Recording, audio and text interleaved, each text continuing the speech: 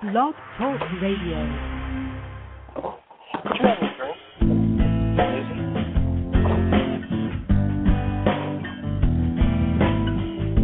How are we putting windows down?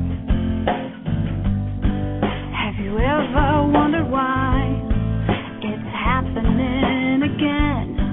Welcome to MindShifters Radio with your co-host, the Forgiveness Doctor, Dr. Michael Ryce, and his wife, Jeanie. Michael and Jeanie share with you the wisdom of the ancient Aramaic internal process of forgiveness.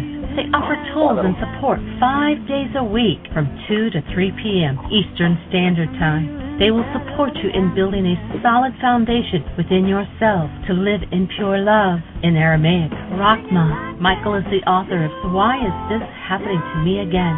For more information on Michael and Jeanie, please visit www.whyagain.com. And now your co-host, the Forgiveness Doctor, Dr. Michael and Jeanie Ryce. And the truth that is rooted within me. Isn't that an awesome piece of music? Thank you, Mary Rodanti, for writing and singing that. For those who haven't heard her speak about Mary before, she was at a series of workshops out in Berkeley, California last year. 2 years ago now, I guess. And she wrote that song after the workshop. She actually wrote several songs based on the work. And gave us permission to use it as our theme song. So welcome to MindShifters Radio. We've got some interesting weather here. It's absolutely beautiful in the Ozarks in southern Missouri. It's probably about 78 degrees and sunny. Absolutely gorgeous. And I'm actually sitting in a car at a golf course. We just finished playing 8 holes of golf. The foursome in front of us was a little slow, so we had to skip the 9th hole in order to get back here to do the radio show. And Jeanie should be joining us shortly. I'm not sure whether we've got anybody else on the line with us at this moment. And if you're trying to call in and are having trouble with that, Jeannie's got some problems with her computer getting on right now. So we'll carry forward, and we'll hope she joins us shortly. Jeanie, are you with us by chance? No? Dr. Tim, David, are you with us? Well, sounds like I'm on my own. Oh, Tim he's there, sir. How's it not? Oh, and there's Jeanie. Awesome to hear your voice. Beautiful day. Awesome. Is it warmer now? It's warm. Well, sitting in the car, it's very hot. On the course, it's a little windy and just a little on the cool side. Yeah. Especially when you get awesome. Well, it's a beautiful, beautiful day to be on the course. And, of course, spending the time with Michael J. is awesome as well. So, Dr. Tim, tell us about your workshop yesterday. Well, there's lots of noise there. Can you hear me? Could you put your phone on silent? Jeanie, could you put your phone on silent? I think you did. Okay. Well, we're doing quite well here. It's a sunny but cool day. We don't have 78 degrees or anything close to that. We'll be lucky to hit 60 today. Oh, really? Yeah. And yesterday was pretty much the same kind of day. A little rain in the morning, but a nice group at church, somewhere between 50 and 60 people, and then for the workshop, probably 15, somewhere between 15 and 20. Awesome. For the Why Again workshop. And it was very well received. It's very powerful work. And I did the 12-step worksheet because that's the one that we use in the support group. Right. Most often. I sent them home with the 7-step worksheet and the instructions for how to get the download and your book chapter from the website. So they have plenty of material to follow up. And so we're spreading the news, and there were 6 different people that I was aware of in the audience who were so involved in the worksheet process that there were tears. So it was very, very powerful work and seemingly well received, and just a blessing to be able to offer it. It's awesome to open that kind of space for people in a short period of a couple of hours, isn't it? Tim. Yeah, it's potentially life-changing for those who pick up the tool and keep using it. And as we know, that's what has to happen for the change to be significant and lasting. So it's it does ongoing application of the tools for sure. And it was just a wonderful experience. Of course, you've been to that church probably 5 years ago, and right, and done the Y workshop. And I'm not sure if anybody who was there was actually there 5 years ago, but very well received. It's a wonderful energy in that church and a wonderful group of people. So thank you for the opportunity and the tools and for the support. And I'm working on the audio recording of the talk, which was probably 30 minutes, 35 minutes, and of the workshop, I made an attempt to video record it. I don't know how large that file is going to be or what it would take to compress it to make it available, but we'll see. Oh, maybe it's something you can burn to a DVD. Yeah, we'll see. And if awesome. it can be done, I will make sure you get a copy. Fabulous. Well, it's exciting. Now, that's your first full Y workshop, right? Yes, that's the first time I've done it just freestanding with that title in that format, where it basically mimics the format that I've seen you do so often. Right. Fabulous.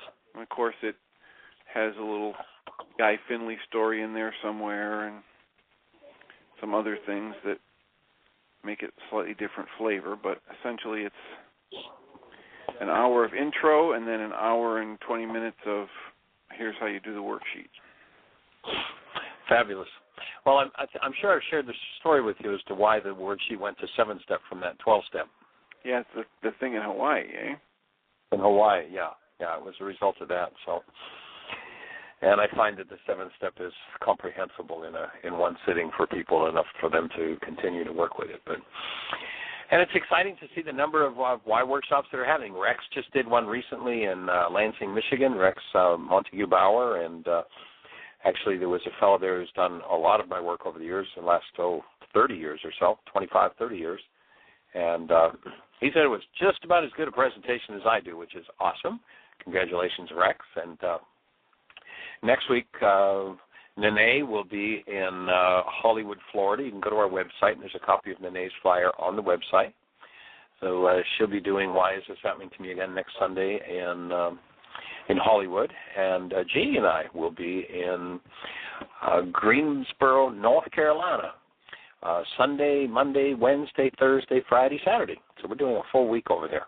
We'll start on Sunday morning at the Unity Church in Greensboro, and then 1 until 4:30. Actually, I think it's 1:15 to 4:45.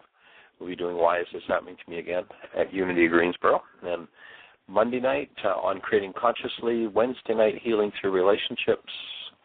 Let's see. Not sure what the order is. I'm sitting on the golf course. I don't have the order in front of me. But anyway, I can Thursday, tell you Friday. it's. Oh, there you go. Sunday. Jeannie's there. I know Friday we're doing Sunday. Codependence to Interdependence. Sunday is Why Is This Happening to Me Again from 1:15 to 4:45. Then Monday night's on Creating Consciously. We skipped Tuesday night because there was so many other things going on at the church. Wednesday night is Course in Miracles, What is the World? Thursday night's Healing Through Relationships. Friday night is Codependence to Interdependence. And then Saturday's MindShifters and Still Point Breathing. Awesome. So we'll be in Greensboro. If you're in that area of the world, we'd love to see you next week. And then we'll head to Florida. We'll be, I guess our next event in Florida will be St. Petersburg, Florida. And then over to the other coast to Pompano Beach. And, it's on the website, Pompano Beach, Fort Lauderdale, Boca Raton. And, of course, we have the invitation to join us in honoring Memorial Day. for the 100, and I'm not sure what the number is, but we've been every day inviting everyone who listens to the show to become part of the team that changed the world. How are we going to change the world? Well, we're going to reach a critical mass of people who every day will be willing to look at we'll be looking at excuse me, but somebody just walked up to the car and asked a question. They're wondering what happened to our golf game. Excuse me. So the Memorial Day celebration is about inviting people to pick up the tool of forgiveness and look at some area in their lives where they have some form of hostility or fear. And with that hostility or fear, be willing to forgive. And not forgiveness in the old Greek sense of the world, the pretend forgiveness where you let other people off the hook for what's happening inside of you, but the real thing, the real going inside yourself, facing whatever it is that's happening inside of you and changing it, removing what never belonged. And so our invitation to you is to join us in that process. Be part of the team that changed the world. And we're going to bring a shift on planet Earth that will move us and begin to shift us out of conflict, out of war. Why do we have conflict? Because inside of us we have some form of hostility or fear that we're not willing to be responsible for and change. Eradicate that and you've eradicated war. Join us. And beyond that, Dr. Tim, did any particular question or thought or point come up for you yesterday that would be relevant for us to speak of today, to begin to talk about? Well, one of the themes that came to me as I was preparing for the talk was the need to have the proper tool for the job. And the idea, you've talked about it in different ways, that if I'm going to accomplish a challenging, difficult job, and I try it with the inappropriate tool, it's not going to be too long before I make the determination that this job simply can't be done. But if I'm introduced to a proper tool, then I'm just blown away by how quickly and easily the job can be done, comparatively. And so I think, for many of us, we've spent so much time in our lives being entirely frustrated by the job of trying to manage the output of our mind or our perceptions. And I think the only possible reason for that is we simply haven't been given the tools. We haven't been shown how the process really works, and we haven't been given the appropriate tools for managing the output of our mind and creating a more loving, compassionate experience of our time in this life. And that was one of the themes I hit in the talk. The other one was I told a story from Guy Finley's work where a spiritual teacher takes his class of students to the art gallery.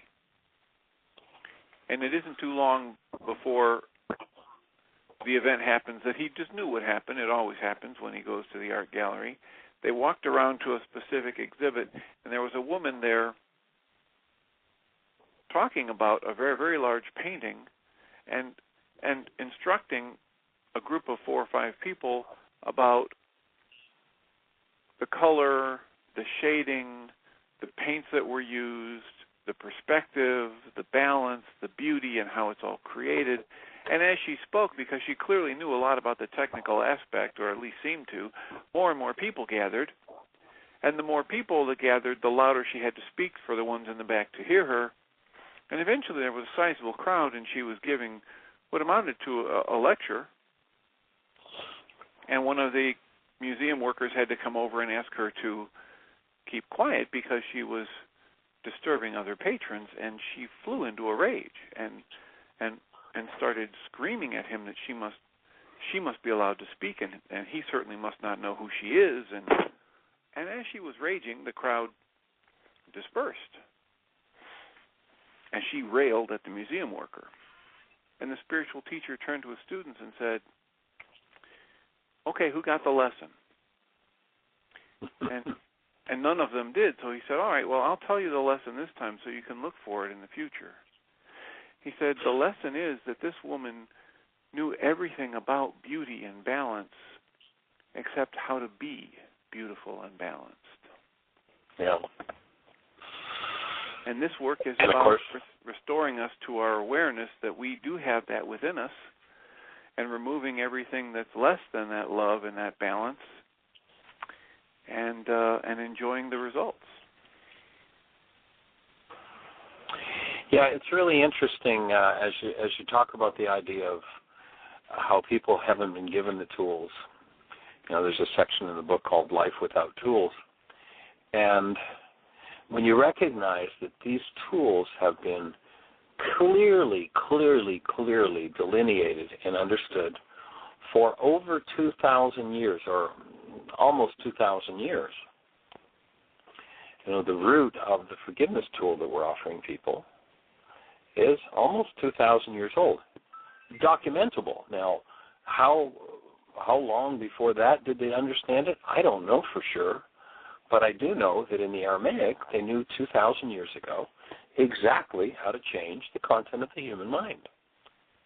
And it's amazing when you think that thousands, millions of people over the last 2 millennia have studied and searched and pored over those teachings and still tell people that forgiveness is about letting somebody else off the hook for what's happening inside of them. And you wonder, what is this the result of? Is this the result of people just weren't very bright? Is it the result of some sort of a conspiracy to keep it quiet? I mean, how is it that here we are almost 2,000 years out and we know exactly what forgiveness was? It's how you go inside yourself and change your hostility and your fear, remove it, and replace it with love. How is it for 2,000 years that's not been found? It's like it's mind-boggling. And the manuscript that we're working off of is a copy of the oldest known New Testament in its original Aramaic language. And the Aramaic language, interestingly enough, is the root language of 6 of the world's major religions, at least 6 that we know of. And my offering to people is that it's not the root of 6 of the world's major religions because it's a religious language, because you take a look, and the religions are still floundering around murdering each other without forgiveness. And without forgiveness, that's the only result that can happen. Without the actual tool, when one plays the game of pretend forgiveness, you did this to me, it's all your fault, but I'll let you off the hook. Whatever it is that's going on inside of me is exacerbated by that, is expanded by that. And when I function out of it, as the young lady in the museum raged and screamed and dispersed her own crowd while blaming the museum operator, so people disperse the people in their families with their rage and fear, and they wonder what's wrong with them, having no idea that the energy they engage in is what sends those people who want to, who desire to, who long to be close and connected with them. It's their own energy that sends them away, because we've not been taught how to change the interior content of our own minds. And it's just, you know, as I sit here and really contemplate in the context of your comments, Dr. Tim, and contemplate how has this escaped us for 2,000 years? What has happened? And, of course, if you go back to the ancient Aramaic, you might remember where they said, do not be molded by the world, or you will end up moldy. Of course, it didn't quite go like that. But in essence, it said, if you buy into the world's hostilities and fears, then you'll think that a hostile or fearful mind is a reasonable thing to have, and that it'll properly guide your life. And, you know, they said in those ancient teachings, there'd come a time when the whole world would be fooled. And that's pretty much what we've gotten to. People have yielded up and given up their human lives, the actual presence of the awesome love, the stuff they're made of. They yield up and give up for an insane world. And so the project that we have in front of us is to bring awareness of actual true forgiveness instead of pretend forgiveness into the experience of every mind, heart, and being on the planet, so that one can live a life. Now, of course, if one's been in a world filled with hostility and fear, pretty much 24/7, 365, it seems like that's some kind of a fantasy and some kind of an impossibility.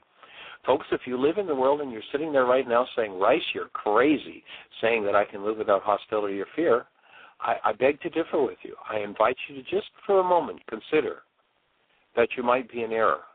But, as Albert Einstein said, you can't solve a problem with the mind that created it. You can't solve a problem at the level at which the problem was created.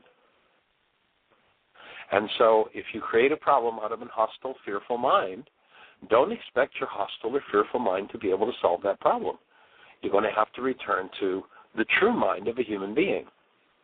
And what is a human being?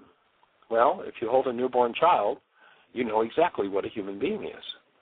When you are willing and have the tools with which to throw out what is unlike that human life that you have, then whatever everybody else is doing in your world, you'll stand in the space of connected love. And that's what we're here to support and inspire you to do. Jeanie, do we have any callers or any conversation in the chat room to be aware of? Hello, Jeanie. Have you got your mute button on, sweetie? Are you not with us? Have we lost you? Maybe we've lost Jeanie. Oh, well. So, Dr. Tim, does that bring any thoughts forward for you? If you were to do an assessment from where you sit, 35 years of psychological practice, 37 years, I think, you've been doing what you're doing. What's your take on where did it go? Why didn't Freud, Adler, Jung, why didn't these people know with precision, the way it's been known for 2,000 years, how to change the content of the mind? What happened? Well, I think the easiest answer for that is that the actual translation was lost and obscured through, as you've discussed, the movement from one culture to another and the movement from one language to another. And I think people like Jung did a remarkably good job of reinventing the wheel and yes. closer to the mystical hidden process than many others. I was prompted to say during my talk yesterday that for the first 50 years of my life, I had not been exposed to the concept that everything I was experiencing, I was creating with the choice of my conscious awareness and what I was going to focus it on. And it was an absolute shock, the degree to which I could apply that observation and make radical change in my experience moment to moment.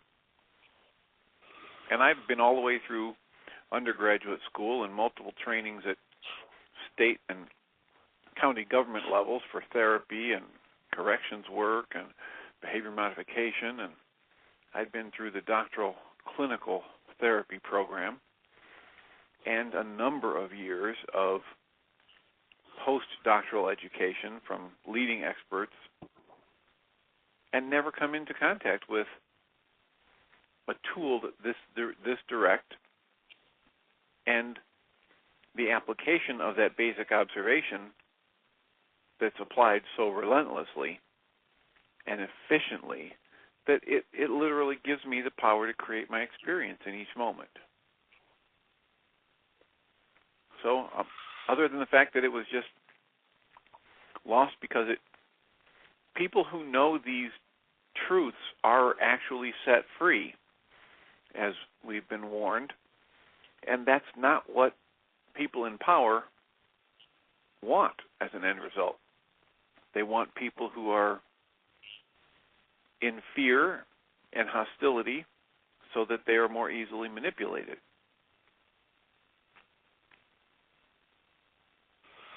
It amazes me when I read a professional journal or just a magazine article that you'll see here and there when we have different professions and the helping professions, and they're recounting a conversation with someone, and the professional asks the question, well, how did that make you feel?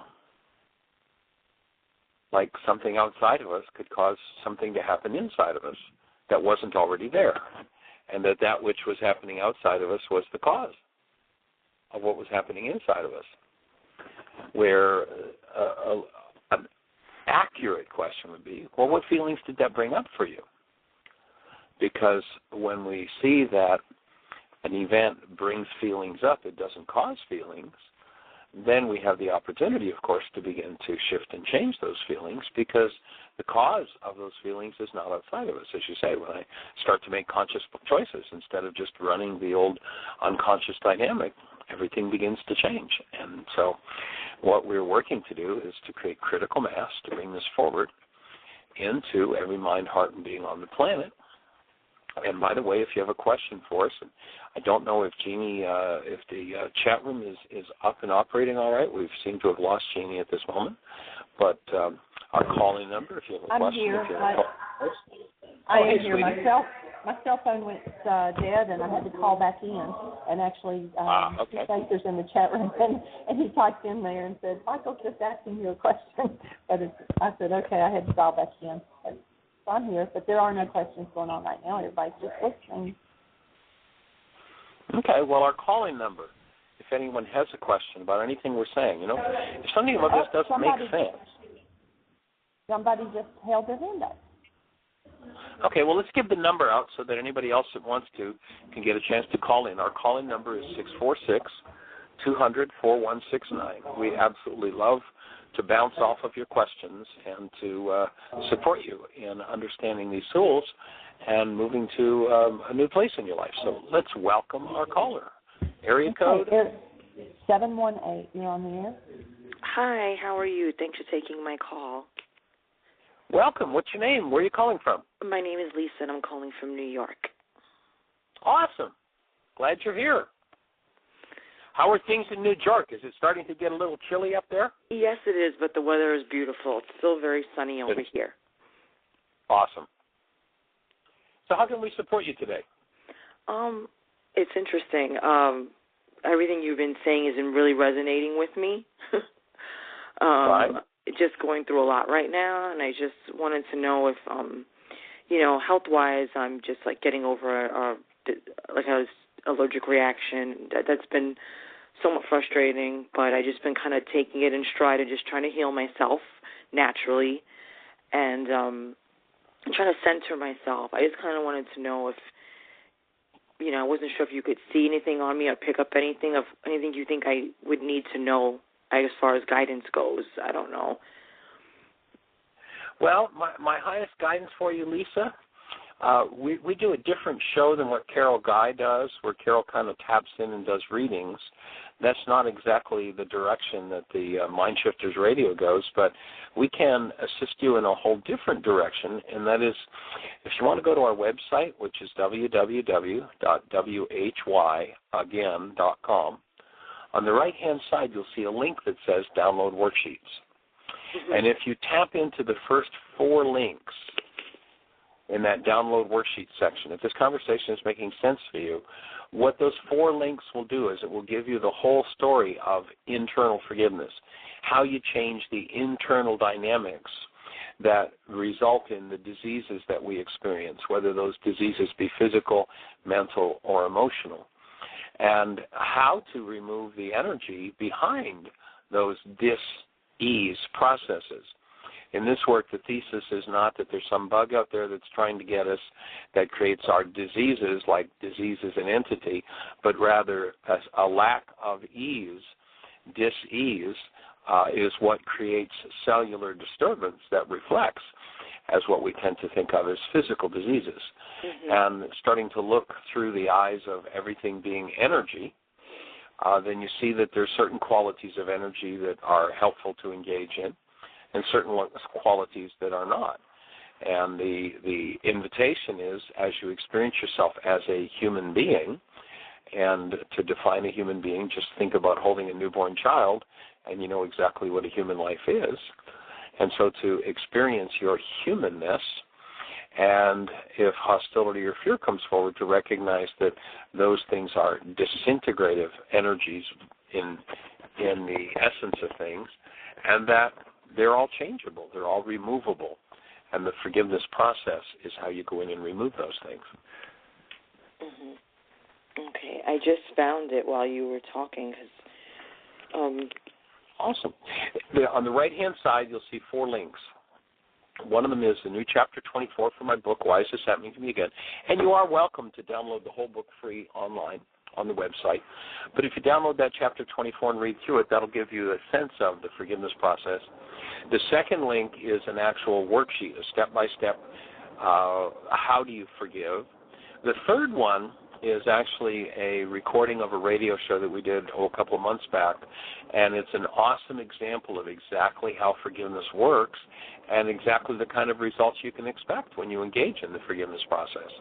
So that third link will give you an actual MP3 of a radio show that you can listen to. And the fourth link is another radio show where we walked a gentleman through a worksheet, and so each of them comes at it from a different direction, so there are different lessons and different understandings to be had from each of those 2 MP3 links.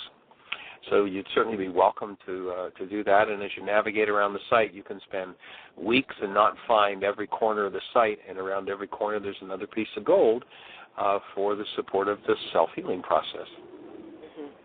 Well, thank you for that. Thank you so much. This is exactly what I was looking for, because I asked myself the question, why is this happening to me again?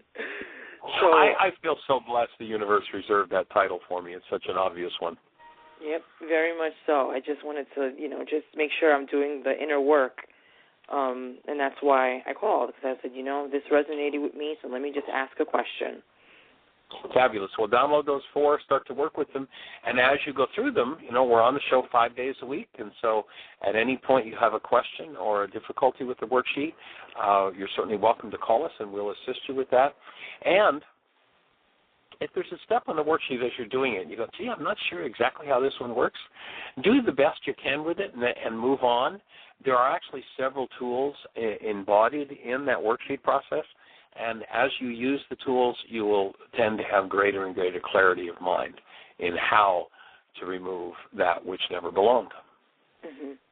Okay. Well, thank you. Thank you so much. Right, you have a wonderful day.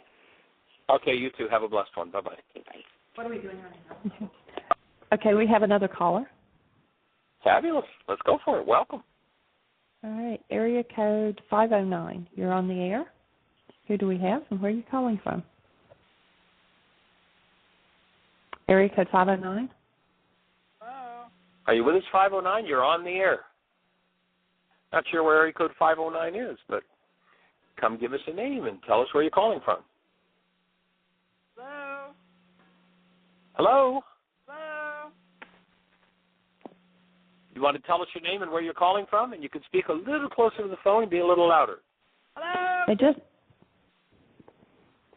Who do we have? You're on the air. We can hear you. Hello. We can hear you. Go for it. Hello. Hi Do you there. want to give This us is Sandra. where you're calling from? I'm calling from Benton City, Washington. Oh, hi there, young lady. How are you? This sounds like Sandra Kettle. I'm trying to figure out all this technology, and I had an earplug, and anyway, so good morning. Your show is great. Good morning, and welcome to the show. I have a question. Fabulous. I have an opportunity to do forgiveness process with a naturopath person that I'm working with who has patients who are interested in connecting their power of their mind and the physical manifestation of their quote-unquote diseases. And Right. I would like to have you talk about the process of, like my grandchildren brought home a bug from school. I got it, my husband got it, but if I'm not a body, who's throwing up? And how does that work, that disintegrative energy? Okay, good question. So first of all, let me just introduce Sandra for those who don't know her. Sandra Kettle and her husband teach this work out in Washington State.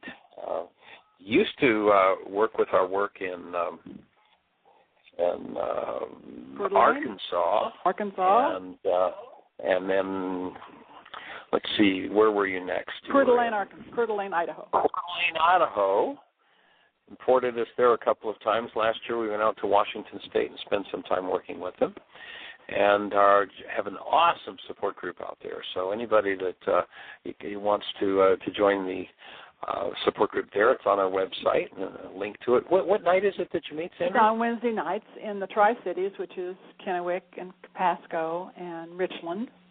And we meet at 7 to 9, and it's an incredible group. The energy is high. Awesome. Fabulous. So this thing called disease, let's see, how can I best explain this? Have you seen the film The Gods Must Be Crazy? No, but you can tell me about it. I may have. It's probably an old film, right? It's an old film. It's awesome. It's a fabulous film. Actually, The Gods Must Be Crazy and The Gods Must Be Crazy Too. One of the few films with a sequel where the sequel is as good as the original. But it's a down under film. It's down in Australia, and one of the stars in the show is this Aboriginal who's never seen a white man, never seen a civilized action in the world, and through a whole series of events, to make a long story short, he ends up traveling with this group, and there are some kidnappers who've kidnapped a bunch of children from a school. And the kidnappers are, they're trying to catch up with them and figure out how they're going to get these kids back. And the Aboriginal is an expert tracker, so they're tracking these people. And one of the people in the tracking party has a telescope and sets his telescope up on a tripod. And those who understand the telescope are, of course, looking through the eyepiece of the telescope and studying the actions of these people who are so far off in the distance that they're just a speck to the eye. And so, of course, the Aboriginal gets kind of excited about, what's going on with his telescope. He says, well, I want to see. And he looks in it, and he steps back, shocked at how in this little long tube you could put all these people that he thought were way off in the distance out there. And, of course, in his primitive mind, he looks in the looking glass of the telescope, and they're inside the telescope. He does not understand. Now, if we had 1,000 Aboriginals looking in the telescope, they could have all kinds of conversations about how, the big fat man that was the leader, is walking from one side of the telescope to the other and one end to the other, and it really looks like that's what he's doing. But he's actually 2,000 yards off in the distance, walking across in front of a campfire. And the Aboriginal says, how did you get that campfire and that fat man and those other 30 kids and those other soldiers? How did you get them all inside that telescope? And you'd be talking trash. You'd be talking something meaningless, senseless. And we, being as modern as we are, would look and go, oh, what a silly fellow. He just doesn't understand what's going on. And so here we are in our modern world with what we think is all this knowledge, and we look in the telescope, we look through our body's eyes, and I put the word body in quotes, and through our eyes, our telescope, our brain shows us something that isn't true. If you were to be able to look truly, if I were standing in front of you, Sandra, and you were to look truly at me, you would not see a body. If you could look past the telescope called your mind, at who was actually standing in front of you, you'd see this whirring mass of electrons, protons, neutrons, and light. You know, if you listen to Einstein, he says this: on such things as matter, we have been all wrong. What we have heretofore called matter is energy, energy whose vibrations have been so lowered as to be perceptible to the senses. There is no matter. And then a fellow named Max Planck says this: as a man who spent his entire life studying matter, I can tell you this much: there is no matter as such. So here we are, relative to Einstein and Max Planck. We're the aboriginal looking in the telescope going, well, what's going on with this body? And they're saying, well, actually, I've studied matter my whole life, and there is no such thing. And what Max Planck says is what we have called matter is a series of nested frequencies, one nested within another, So to the degree that you can right now, forget your telescope and forget your body's mind and all the pictures and images it shows you. See me through your higher eye and see this whirring energetic field. Now, relative to this whirring energetic field, certain things belong in the field, certain things do not belong in the field. Those things that do not belong in the field are called disintegrative. If I put them into a particular part of the field, that part of the field is going to become distorted. It's going to become misshapen in terms of its energetic pattern. And so if I put that energy in, I've put a disintegrative energy somewhere in this energetic pattern, and the energetic pattern is distorted. Now, in the same way as when the fat man that we're looking at through the telescope walks from one side of the fire to the other, the Aboriginal says, well, how did you get that fire into this telescope so that man could walk from one side to the other? Well, we know that they're not in the telescope. We know that he's way out there in the distance. We who know, and there's something different going on. So one of the first big pieces in being able to understand the process of being an energy system is you got to let go of what you think you know and the insistence that what you know is true. As long as the Aboriginal stands there saying, I see them in the telescope, they must be in there. Let me go and look at the other end and see if I can see them from there. As long as he keeps insisting that what he knows is true, then he's never going to understand that this is a looking glass and that they magnify and it brings them in closer. Well, in precisely the same way, as long as I keep insisting this must be a body instead of a series of nested frequencies, I'm going to try to understand something that can't be understood because what I'm trying to understand simply isn't accurate or true. It's all a mistake. So once I understand that this is an energy system, if I nest a frequency that doesn't belong and create a distortion, what happens is my system is going to say to itself, it has a thing called immunity, and that is whenever a nested frequency tries to come in that doesn't belong in the system, my system is going to try to find a way to throw it off. So let's say the nested frequency, let's say it's a chigger bite. So a chigger comes along and bites my arm, and what happens? Well, it injects a frequency, it nests a frequency in my tissue structure when it bites. And my energetic structure says, let's go to that site and let's forcibly eject that toxic energy, that nested frequency that is not good for us. So we get this welt that comes up, and it looks like a welt on the skin, but what's really going on is energetically my immune system is saying, we've got a frequency coming in that's a threat to us. We're going to expel it. We're going to spit it out. And so the immune system throws that off, and that ends up as a welt that isolates and keeps that toxin from the chigger from going deeper into my energetic system. Now, let's say that I nest a frequency called arsenic, and I nest it through what I call my mouth. Now, again, this is an energetic pattern. If I put arsenic into my mouth, as I swallow it, my energy system is going to say, arsenic, not good, does not belong, must projectile vomit, get it out of there fast. And so energetically, my structure is going to say, pardon me, I'm going to get rid of this. I'm going to throw this off.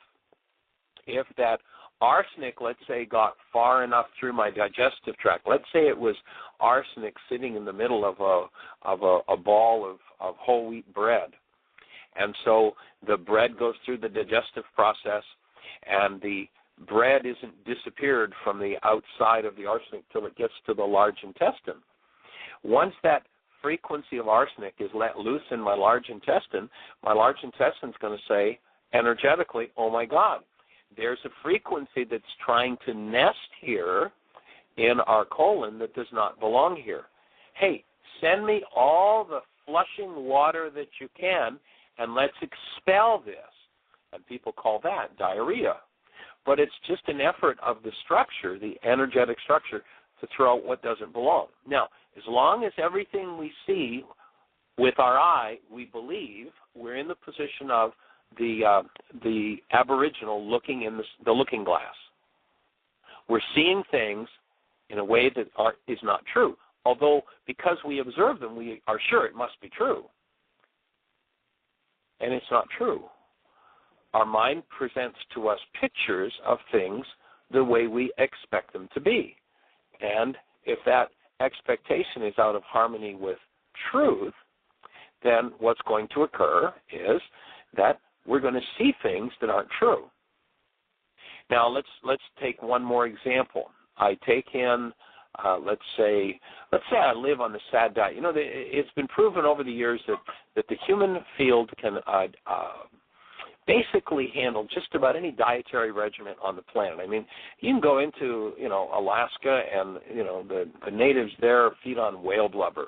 You can go to Mexico and rice and beans, and people do, relatively well. There's only one dietary regimen that on the long haul, whatever population comes to that dietary regimen and eats it, dies more quickly of degenerative disease. It's called the SAD diet, the standard American diet, the only diet on the planet that consistently proves to kill people because it is filled with it nests frequencies that don't belong in the structure. And the frequencies are not so urgent as arsenic that the body says, emergency, let's get that out of here. It's more like the chigger bite, and it's like, whoa, we need to isolate this. We need to do something about this. So if I have nested over a period of decades these toxic frequencies that are put into our foods, let's use an example. If you buy your toothpaste at the grocery store or the drugstore, I don't care what grocery store or what drugstore, in the standard grocery or drugstore section, about 99% of the packages, if you haven't looked at your toothpaste package recently, go look at it, say on it, if you swallow this, call poison control. Now, what that obviously means is this, which we're suggesting you put into your mouth at least 3 times a day, and by the way, the buccal surface of the mouth is about one of the most absorptive surfaces of the structure. So we're suggesting you put this poison in your structure 3 times a day. If you swallow too much of it at once, it's going to create a crisis called poison control. But if you just do a little in your mouth 3 times a day, it'll just poison and kill you slowly. That's in essence what's being said. So someone who's toxifying themselves with that poison toothpaste, they're using a shampoo that if you start researching, there are chemicals that cause cancer. They're using a cream rinse. They're using, they're taking foods with this chemical and that chemical, and it's been sprayed with this and it's been sprayed with that, and it's been genetically modified. Then what happens is this energetic system starts to crack apart and break down. When something starts to crack apart and break down, it puts off certain frequencies. They're called putrid smells. And what we call decay bacteria have antenna structures attuned to those putrid energies. And their designation in the energetic system is to clean up whatever's putrefying. So if we get a new bacteria in a particular community, we say everybody in the community was healthy until just yesterday when this new bug came into town. Excuse me, everybody in the community was not healthy until yesterday when this new bug came into town. They were in a state of degeneration, and there was decay going on within them. And it's easy to tell, if you check out, the mouth or the eliminative organs of the body. If it smells like something crawled up inside of you and died, it's because it did. If there's death and decay going on there, and somebody introduces a new organism into the family system or into the community, what will happen is, because decay is what these organisms feed on, that bug will move from person to person to person to person. And it'll say, I've got a home. There's a food supply. I like warm, damp places. Gee, here's a body that's 98.6 degrees, or maybe only 98.3 degrees, which means that's part of the degenerative process going on. And I love these warm, moist places, and look at all the food I've got. Yippee! And I will multiply so rapidly, I will create millions of offspring in minutes.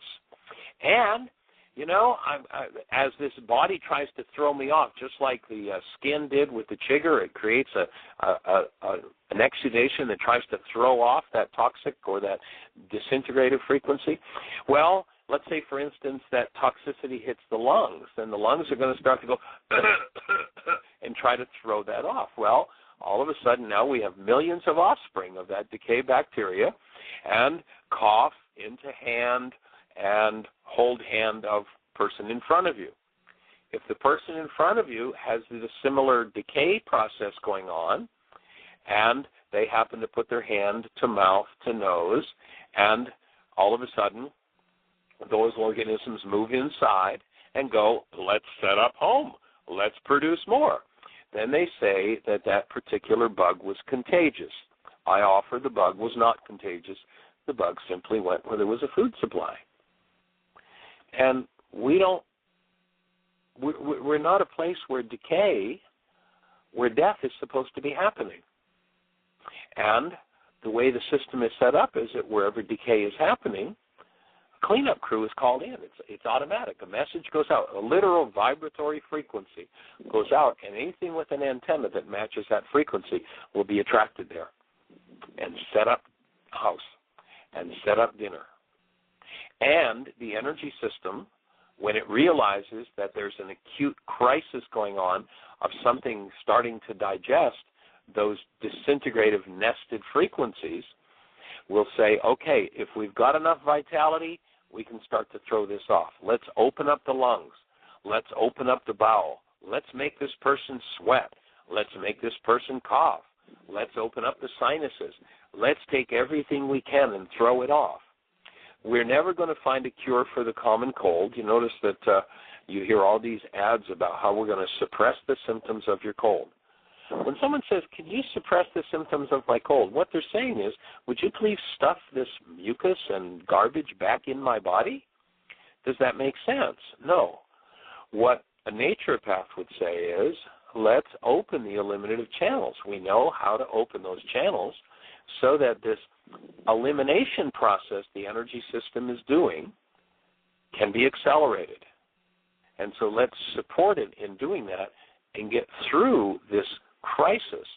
If somebody comes to me as a naturopath and says, Michael, I have this horrible cold, can you help me stuff all this stuff back in my body?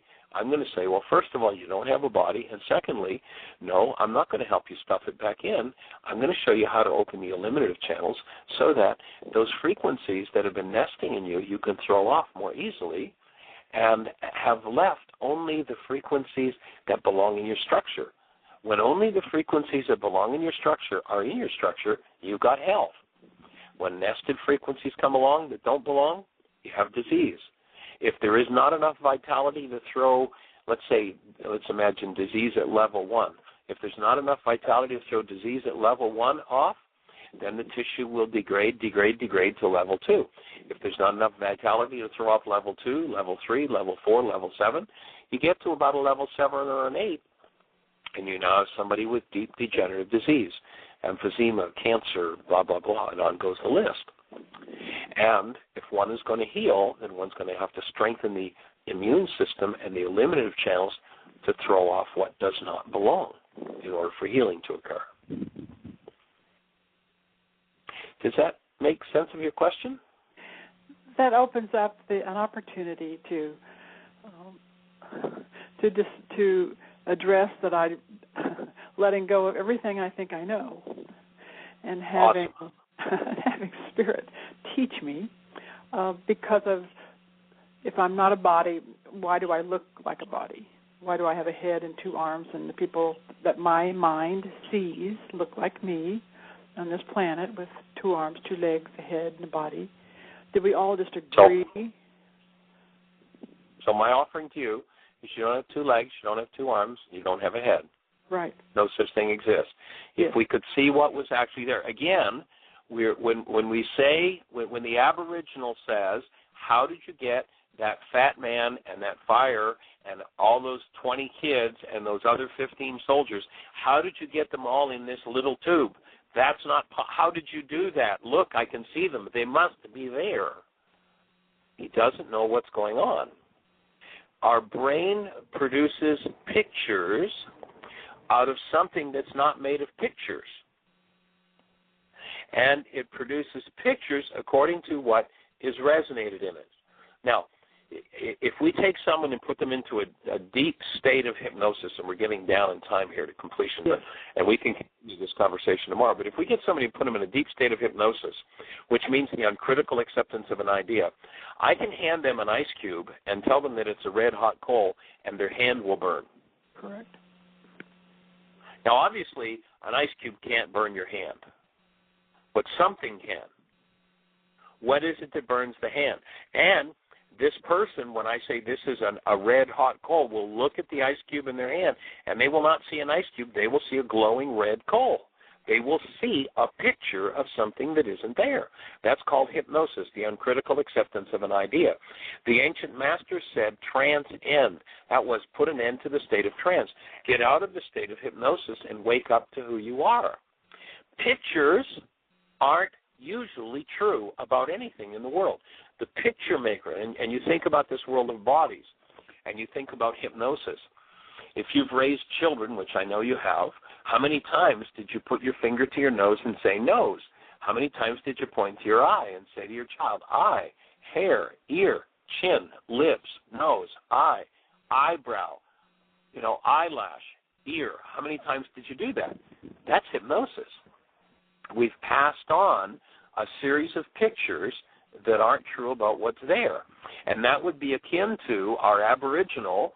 Now, somebody's told them a whole story about, how they bring all these, this fire and this fat man and the 20 soldiers and the 20 kids, and they pack them all in this little tube and tells them a whole story. And so he starts explaining to all the other Aboriginals how, the fat man and the fire, they're all in this tube, and they develop a whole culture and a whole belief system that, they're all in the tube, and, the 2, 3, 10, 20, 30 generations later, they're still talking about and looking in the tube and going, yeah, see, the fat man and the fire, and they're all in there.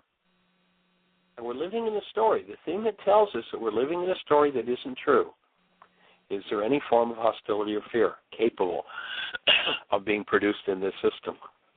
Everything based in hostility or fear is not true. And so when we decide to forgive and remove that hostility and fear, the pictures that aren't true start to disappear. And we're down to about 20 seconds. So I'm going to invite you to call tomorrow with some other questions that tie in, and we'll see if we can clarify this on the next level. Fantastic. In the meantime, I invite you to have the best day yet of your eternal life, leading to the best year yet of your eternal life. Blessings. Love you. Bye-bye. Bye-bye. Thank you for listening to MindShifters Radio with the Forgiveness Doctor, Dr. Michael Ryce, and his wife, Jeanie, who present the internal Aramaic process of forgiveness. Michael and Jeanie are here every Monday through Friday from 2 to 3 p.m. Eastern Standard Time on Earth Angels Radio. For more on Michael and Jeanie, please visit www.whyagain.com. That's www.whyagain.com.